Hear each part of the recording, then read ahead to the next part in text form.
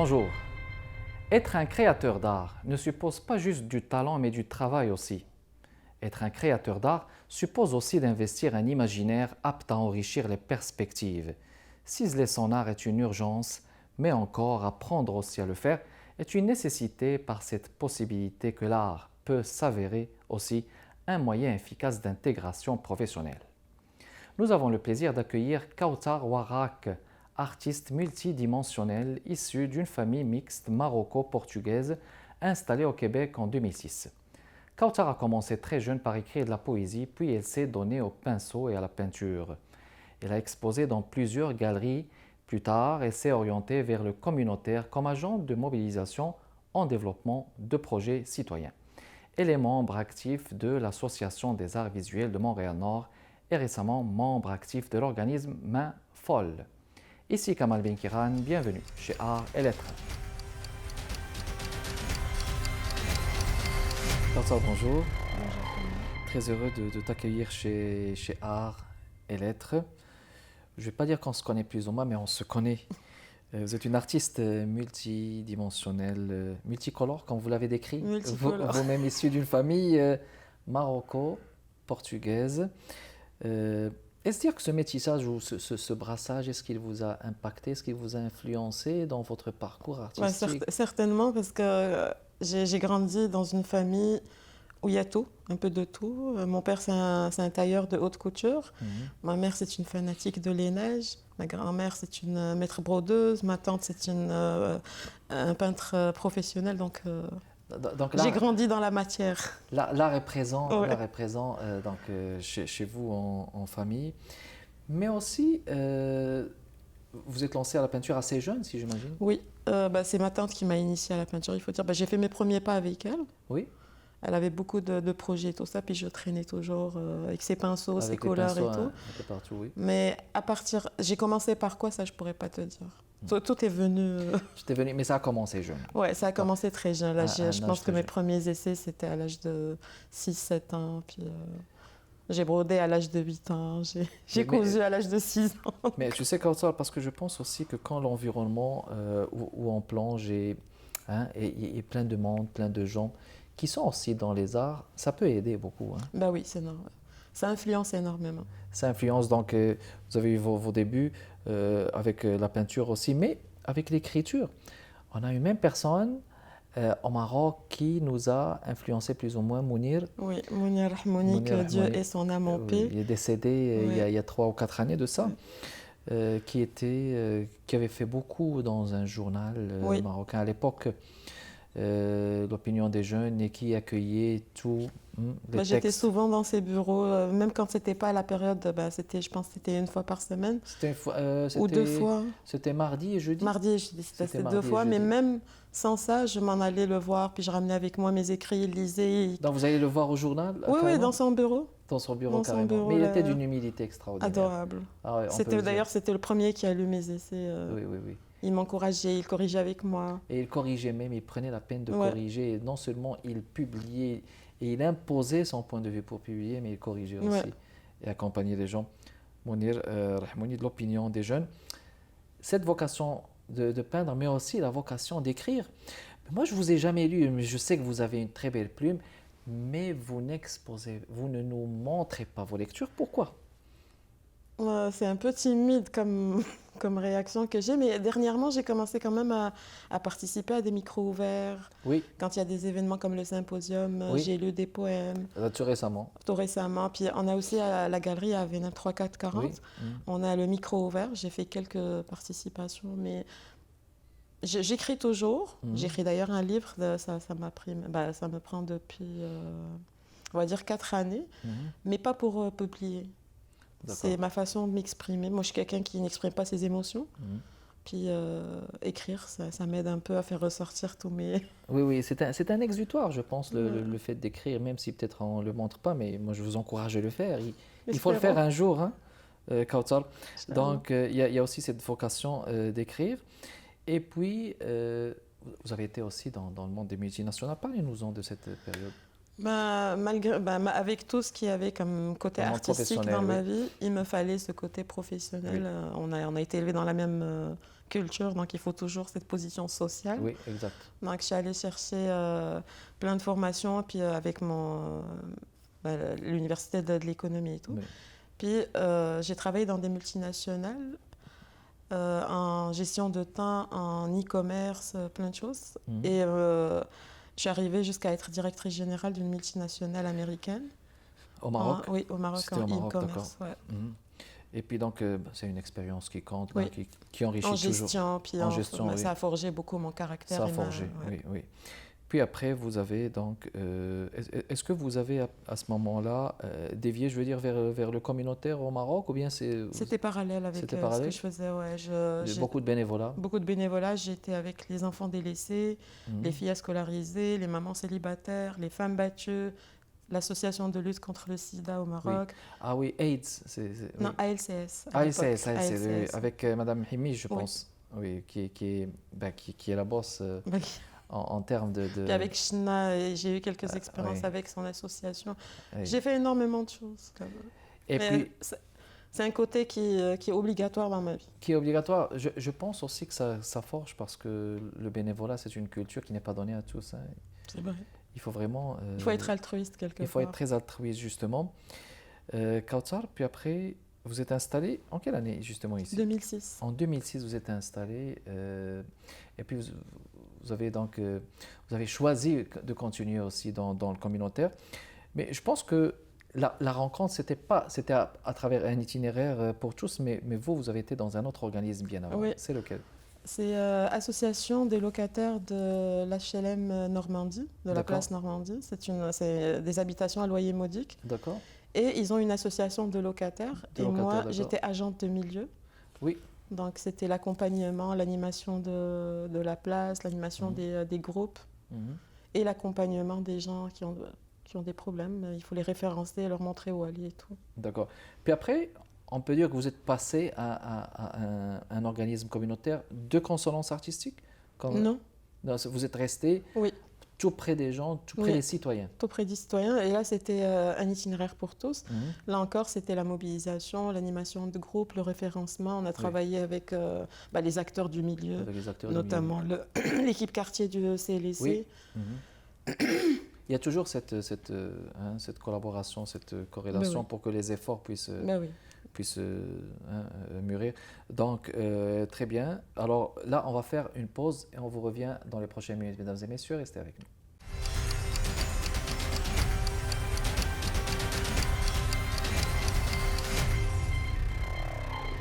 On est de retour, mesdames et messieurs, dans le cadre de Art et Lettres avec notre invité Kautsar Warak. Est-ce que vous vous rappelez de vos premières expositions en peinture ici à Montréal? Déjà, au début, c'était un peu difficile parce que je ne connaissais pas le milieu, je ne connaissais pas Montréal, je ne connaissais pas les galeries et tout.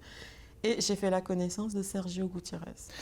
Que nous avons eu le plaisir d'accueillir et qu'on salue. Ouais. Sergio Gutiérrez, qui est le président de l'Association des arts artistes visuels. en art visuel du artistes nord en de art. Montréal. Très bien. Et bien sûr, la galerie 3440. Oui, oui, qui est sur la rue Fleury. Oui. Qui est sur la rue Sur la Fleury. Fleury, Et cette exact. rencontre, elle vous a donc motivé. C'était lui qui vous a encouragé dans le fond? Oui. Je lui dois beaucoup dans mon cursus artistique ici à Montréal. C'est avec lui que j'ai exposé la première fois, c'était en 2013, Mhm. au Symposium des Arts de Montréal-Nord. Mhm. Et c'était ma première expérience sur le sol montréalais. Et donc vous avez exposé un peu partout. Là, il faut dire qu'à ce moment-là, le réseautage est très important. C'est clair. Si on n'a pas de réseau, c'est un problème. On peut créer.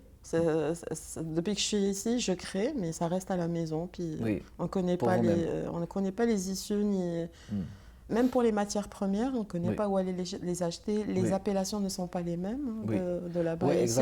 exactement. La terminologie, C'est non, pas c'est la pas, même c'est pas la chose. même. Oui. Mais vraiment, en connaissant Sergio Gutiérrez et en connaissant un peu la galerie, puis les artistes, ça fait un réseau, puis ça a comme ouvert mes yeux sur Montréal, sur qu'est-ce qu'on pourrait faire ici. D'accord, mais et dans le fond, on peut dire que aussi vous avez été dans le conseil d'administration de AVNM? Oui, en 2015, ouais. En 2015. J'étais administratrice. Puis après, depuis, je pense, 2016, je suis secrétaire de l'association. Donc, et vous continuez toujours avec donc, Oui, l'association je des suis artistes toujours, d'art visuel de Montréal Nord Secrétaire du conseil d'administration. qui font beaucoup de choses, hein, pas juste la peinture, mais je sais que... C'est les arts visuels.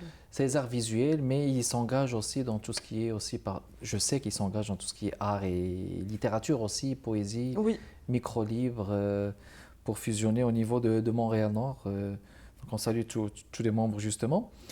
Et vous avez créé aussi dans un cadre collectif? Vous avez exposé aussi dans un cadre... avec AVNM. avec d'autres collectifs, par exemple, ou avec Non. d'autres peintres? Non. C'était toujours donc, Ouais, toujours dans ce avec cadre? AVNM, ouais. La peinture, c'est Pour- juste avec AVNM. Pour la peinture. Et c'est quoi vos outils pour peindre? Qu'est-ce que vous utilisez? Quel est votre thème? Quels sont vos thèmes? Quel est votre... Je veux dire, est-ce que c'est le figuratif ou bien c'est toujours spontané chez vous? Non, moi, c'est de l'abstrait, C'est d'abstrait. mais je réponds à aucune règle. Je D'accord. suis anti-règle dans tout ce que D'accord, je fais. d'accord. Mais j'expérimente tout, Mhm. mais je suis surtout sur l'acrylique. D'accord, donc vous travaillez sur l'acrylique. Ouais, Très bien, l'acrylique. très bien. Et je sais que vous avez exposé aussi au Festival des Arts de Montréal-Nord. Avec AVNM. Avec AVNM, très bien, très bien, très Pour bien. la peinture, c'est avec AVNM. Et vous travaillez sur le verre, corrigez-moi si je me trompe. Le verre aussi? Non? Non. Donc l'acrylique... Sur toile, sur Sur tissu. toile. Mhm. Très bien. Parfait. Maintenant, on va parler de Main Folle, cet organisme que vous avez fondé récemment, si je m'abuse, en 2017. L'idée a germé en 2017. Non, l'idée a germé en 2013. En 2013, donc ça a abouti. Donc, Le début, c'était en 2013. mhm, J'étais avec une collègue à moi, mhm. à Marande-Rivière. On était à l'époque collègues à Itinéraire Portos. Oui. Puis on a parlé exactement de la difficulté de trouver des débouchés artistiques ici à Montréal pour des nouveaux arrivants. Mhm. Une frustration que moi-même j'ai vécue. Donc on s'était dit pourquoi ne pas créer un regroupement Très bien. qui permettrait aux gens qui ne connaissent pas le milieu de pouvoir exposer, vendre et ainsi de suite. Et on a commencé, d'ailleurs c'est en 2013 qu'on a fait notre premier marché artisanal, on était 4 femmes. On a exposé à la galerie 3440. Lors d'une première exposition. Ouais, donc on c'était parle notre d'une... première exposition, on l'a appelé marché artisanal. On était 4 femmes, on a loué la galerie, puis on a exposé. C'était le premier événement des Mains Folles du nord de Montréal. Donc le mandat généralement, c'est de pouvoir... parce que justement, le titre, il m'intrigue. Pourquoi folle ces mains? Moi, j'ai Main toujours folle. cru que tous les artistes et artisans ont une graine de folie quelque part. On est fou un peu dans notre façon de faire les choses. Mhm. Et ça donne cette intrigation que tu as eue. Mhm. C'est ce qui est voulu. On veut chercher cette curiosité pour que les gens viennent voir qu'est-ce que font ces Mains Folles. Mhm. Mais le but principal, c'est déjà de permettre une intégration par l'art, D'accord. Mhm. permettre aux gens de s'intégrer en étant dans un réseau artistique ou artisanal. Mhm. Et en même temps, pouvoir accompagner les nouveaux arrivants, quelle que soit leur origine, de les accompagner dans ce milieu artistique et artisanal, parce qu'il y en a beaucoup qui font énormément de choses, mais qui restent un peu timides chez eux, qui n'arrivent pas à exposer, ni à trouver où montrer leurs œuvres. Donc ce regroupement leur permet de faire connaître leur création et en même temps d'avoir des connaissances dans ce milieu-là. Et petit à petit, même celle qui n'a pas les outils qu'il faut ou sinon elle n'a pas les moyens qu'il faut pour développer son savoir-faire, le but c'est de l'aider. Et on a un but, j'espère dans le moyen terme qu'on pourra le réaliser, c'est pouvoir donner des cours aux adultes, mais en même temps pour les jeunes, pour assurer une relève artisanale. Très bien. Puis, les Mains Folles comme organisme, dans un premier temps, est-ce que vous pensez que des organismes de ce genre existent beaucoup à Montréal-Nord, le quartier où vous étiez? À Montréal-Nord, non. Déjà, on est pauvre si j'ose dire, on est pauvre en idée, vous voulez dire? En organisme culturel et artistique. Il n'y en a pas énormément. Là, vous parlez au niveau de Montréal-Nord? Oui, au niveau de Montréal-Nord. Des organismes de ce genre? Oui. Mais il doit y avoir des raisons dans ce cas. Il faut parler aux gens qui sont plus spécialistes dans le domaine. Qui sont plus spécialistes. Mais il y en a pas beaucoup. Je pense qu'il y en a beaucoup qui font le constat, même si on a une magnifique équipe au niveau de l'arrondissement qui est très active. C'est sûr, ils font énormément de travail là-dessus. Qui sont d'une très belle ouverture extraordinaire. Oui. Mais pourquoi les gens n'osent pas... En incluant la mairesse, Ouais. Madame Black. Elle est vraiment Ah très oui, présente. c'est vraiment quelque chose, oui. Mais pourquoi il n'y a pas d'organisme culturel ou artistique ou artisanal ou... je n'ai aucune idée. Peut-être on en parlera de ça, on pourrait s'éterniser peut-être pour Ah ouais, plusieurs causes. il y a Les plusieurs... gens s'occupent peut-être de survie dans un premier Ben, temps, c'est ça, puis parce que après, les gens, quand ils viennent, on oui. met l'art de côté, puis on Oui, puis essaye de... après, Puis de après, trouver... le rythme, les enfants, Oui, oui. l'école, je sais pas quoi et tout, Ça devient on laisse de alors... côté tout ce qui est Et artistique. puis ça pourrait être une C'est raison, légitime dans un certain sens. une raison majeure. Hein. On va faire une pause et on vous revient dans les prochaines minutes, mesdames et messieurs.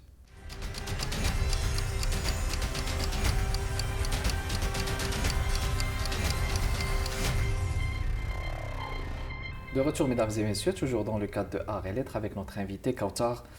On parlait justement de l'organisme Infol que vous avez créé.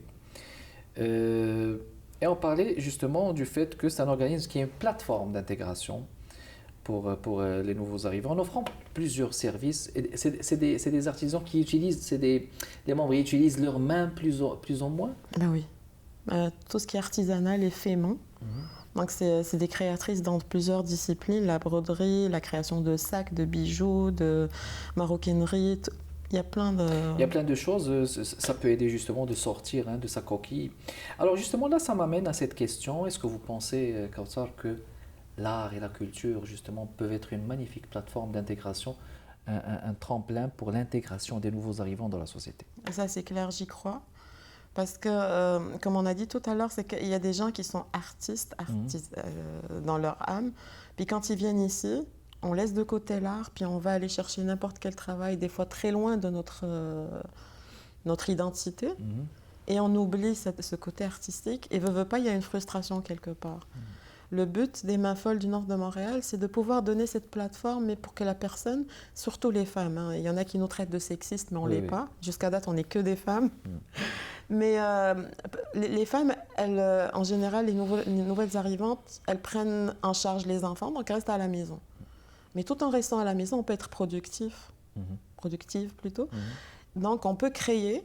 Chez elles-mêmes. Chez elles, on n'est pas obligé de se regrouper tous dans un seul local pour produire. Hein. Chacune peut produire chez elle. Et les Mains Folles du Nord de Montréal peut trouver les moyens, puis les places où exposer, les places où montrer ses créations, puis être quand même génératrice de revenus à ces gens-là. Exactement, donc ils peuvent même c'est une création de revenus et en même temps d'intégration, parce que la femme qui va rester chez elle sans rien faire, il y a une frustration, il y a comment on va dire, un enfermement, un isolement et tout. Donc c'est tout ça qu'on essaye de travailler un peu, de faire sortir ces femmes-là de chez elles, puis de pouvoir leur donner une occasion de se créer un revenu. Donc déjà, c'est un vecteur économique, un vecteur social. L'art, il peut être vraiment partout pour résoudre plein de problèmes. Pour résoudre plein de choses. Mais est-ce que vous pensez que justement, on voit un résultat? C'est-à-dire que d'après ce que vous remarquez, que ce soit avec l'organisme Mains Folles ou dans d'autres organismes culturels, ils ont réussi quand même à intégrer beaucoup de personnes grâce à l'art, parce qu'on sait, on sait dans le fond que c'est toujours par l'économie que ça commence. Moi, j'ai un exemple au niveau des Mains Folles. C'est une fille qui était une nouvelle arrivante. Et elle aussi, comme moi, elle ne connaissait pas le milieu ni rien. Donc, les Mains Folles l'ont adoptée. Elle est devenue un membre pas vraiment effectif là, des Mains Folles. Aujourd'hui, elle travaille dans le domaine artisanal, dans le domaine Elle a développé ses compétences. Elle a développé, c'est ça le plus important. Elle a développé son réseau au niveau d'Instagram, au niveau de Facebook. Elle est vraiment épanouie artistiquement parlant, et elle est arrivée à trouver un travail dans ce domaine-là. Très bien. Donc pour moi, arriver à ce résultat, je trouve que les Mains Folles, ils sont pour quelque chose. Très bien. Et c'est une fierté de pouvoir accompagner ces gens-là. Magnifique. Alors ça commence par là, puis après on peut projeter autre chose un peu plus tard. Recevez-vous de l'aide, par exemple, de l'arrondissement? Du tout pour l'instant. Et comment vous avez fait pour... on ne reçoit aucune subvention parce que déjà, on n'est pas encore reconnu. Parce qu'il y a comme on va dire un moratoire sur la reconnaissance des organismes. Ça, c'est propre à l'arrondissement. Ils sont en train de revoir leur règlement. De faire. Mais je pense que ça, c'est après la clinique culturelle de l'année dernière qu'ils sont en train de... Mais on travaille beaucoup avec l'arrondissement de Montréal-Nord malgré ça. Mais on n'a pas de subvention, on ne cherche pas de commandite ni rien. Mhm. On n'a pas d'aide. Donc chaque membre travaille lui-même, Mhm. D'accord. chez lui, Mhm. parce qu'on n'a pas encore de local. Mhm. Donc chaque membre travaille chez lui. Puis on participe aux événements. Généralement, quand on travaille avec l'arrondissement, ben, on ne paye pas parce que c'est l'arrondissement là, Oui, qui s'en occupe. qui s'occupe de l'événement Oui. en termes local, Oui, oui, gestion. matériel et Mhm. tout. Sinon, ben, quand il s'agit d'une exposition privée, ben, si c'est une cotisation des membres. D'accord, donc tout le monde cotise à sa Oui. façon. Puis les mains folles, ben, pour être membre des mains folles, il y a une cotisation annuelle à payer. D'accord. Et ce petit montant ben, nous permet des fois d'organiser des événements. Très bien. Puis il y a plusieurs membres parmi vous. Ben, à date, on est 7 membres actifs Mhm. et on a 23 membres, ce qu'on appelle des membres participatifs. Participatif, d'accord, d'accord. Donc plus ou moins qui Là, participent. qui participent aux événements, Aux mais qui ne sont événements, pas voilà. effectifs. Très bien. Parfait. Et donc jusqu'à date, vous êtes arrivé à faire beaucoup d'événements, d'expositions. Vous êtes imbriqué aussi. J'imagine que vous travaillez aussi avec les autres associations dans les grands événements, par exemple. Oui. On est fidèle à AVNM, ça Oui. c'est clair. On est avec eux au Symposium des Arts de Montréal-Nord. Mhm.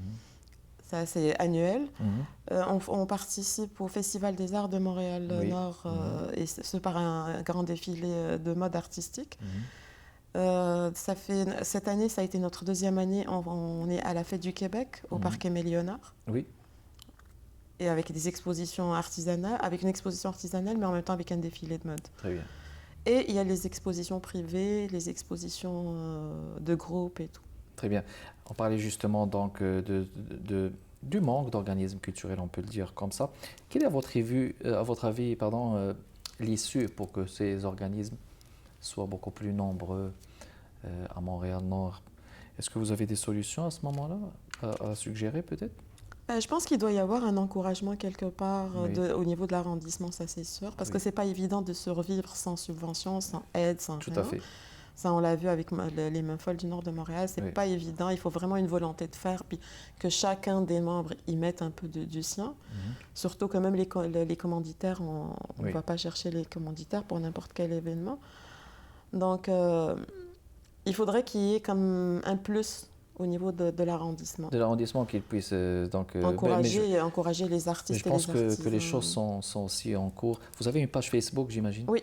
Mains folles, donc Les comme ça Mains Folles s'écrit du Nord de Montréal. Mains folles du Nord de Montréal, la page Facebook. Kautsar, c'était tout le temps qu'on avait. Merci beaucoup Merci. d'avoir répondu à notre invitation. Merci beaucoup de votre continuel intérêt, mesdames et messieurs. Kamal Ben Kiran avec vous, portez-vous bien. À la prochaine.